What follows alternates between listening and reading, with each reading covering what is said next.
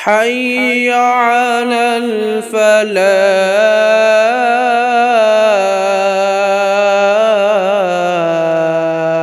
بسم اللہ الرحمن الرحیم نحمدہ ونصلی علی رسولہ الکریم، اما بعد۔ عزیز دوستوں اور بزرگوں، 22 جمادی الثانی حضرت سیدنا ابوبکر صدیق رضی اللہ تعالی عنہ کا یوم وفات ہے۔ عزیز دوستو، حضرت سیدنا ابوبکر صدیق رضی اللہ تعالی عنہ کا بہت بڑا مقام ہے، ان کی عظمت ہے، ان کا رتبہ بہت بڑا ہے، ان کی شان بہت بڑی ہے۔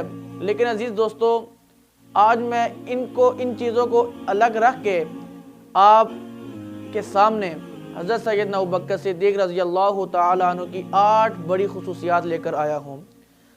اور یہ 8 خصوصیات اگر آپ کو پہلے سے پتہ ہے تب تو بہت اچھی بات ہے، اگر یہ 8 خصوصیات آپ کو پہلے نہیں پتہ پھر بھی اچھی بات ہے، کیونکہ یہ آج آپ کو معلوم ہوں گی کہ پیغمبر مصطفیٰ صلی اللہ علیہ وسلم کے دوست یار غار حضرت سیدنا ابوبکر صدیق رضی اللہ تعالی عنہ کی 8 کون سی خصوصیات ہیں۔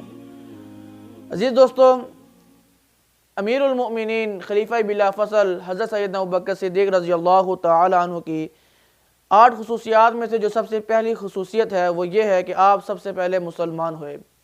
حضور اکرم صلی اللہ علیہ وسلم نے جب دین اسلام کی تبلیغ کی، دین کی جب دعوت دینا شروع کی، تو حضرت سیدنا ابوبکر صدیق رضی اللہ تعالی عنہ وہ شخص تھے کہ آپ صلی اللہ علیہ وسلم کی اس تبلیغ پر، آپ کی بات پر لبیک کہتے ہوئے اللہ کے دین اسلام کو قبول فرمایا۔ تو اس لیے آپ سب سے پہلے مسلمان ہوئے۔ آپ کی خصوصیت میں سے یہ ہے، سب سے پہلی خصوصیت، کہ آپ سب سے پہلے مسلمان ہوئے۔ دوسری خصوصیت حضرت سیدنا ابوبکر صدیق رضی اللہ تعالی عنہ کی کہ ہجرت میں رفیق سفر بنے، یعنی جب پیغمبر مصطفیٰ صلی اللہ علیہ وسلم نے ہجرت کا ارادہ کیا اور آپ کے ہجرت کے جو ہم سفر تھے وہ حضرت سیدنا ابوبکر صدیق رضی اللہ تعالی عنہ بنے۔ آپ کی خصوصیات میں سے تیسری خصوصیت، اپنے مال کو اللہ کی راہ میں سب سے زیادہ خرچ کرنا۔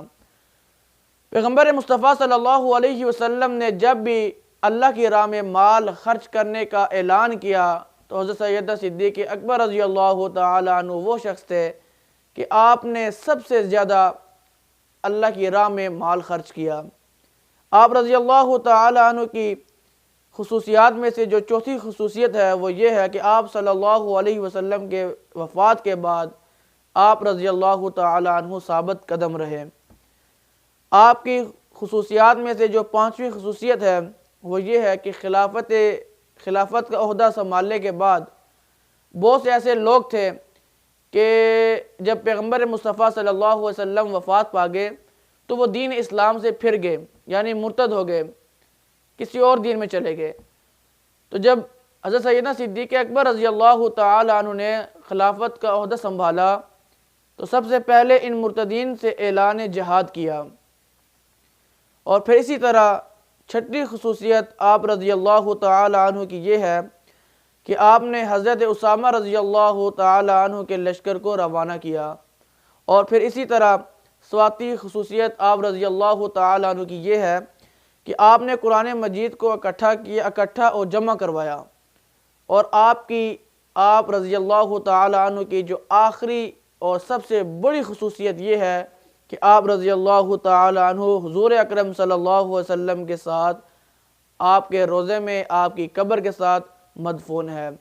عزیز دوستو، یہ تو مختصر سی چھوٹی سی آپ رضی اللہ تعالی عنہ کی خصوصیات ہے۔ حضرت سیدنا صدیق اکبر رضی اللہ تعالی عنہ کے ایک عمل کو اگر ہم اپنائیں تو ہمارے لیے وہ ہدایت کا راستہ ہے، ہمارے لیے وہ ہدایت ہے۔